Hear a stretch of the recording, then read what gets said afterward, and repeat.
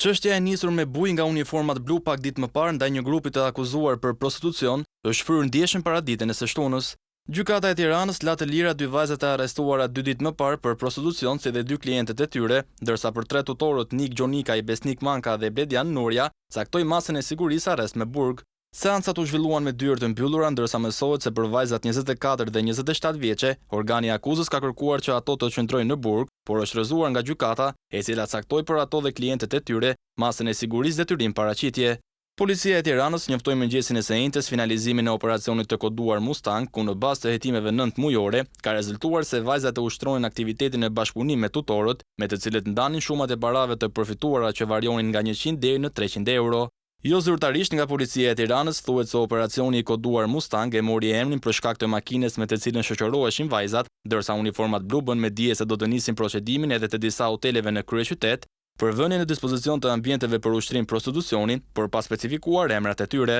Përmendja e një hoteli me të njëjtin emër ishte thjesht një gabim i cili u korrigjua më një herë më pas. Ndërkohë, në lidhje me këtë rast, ministri i Brendshëm Sajmir Tahiri ka urdhëruar gjithashtu nisjen e hetimeve për seksionin e trafiqeve të palishme në policinë e Tiranës, të cilët kanë nxjerrë foto të vajzave të shfrytzuara, të shkrepura në mjediset e komisariatit.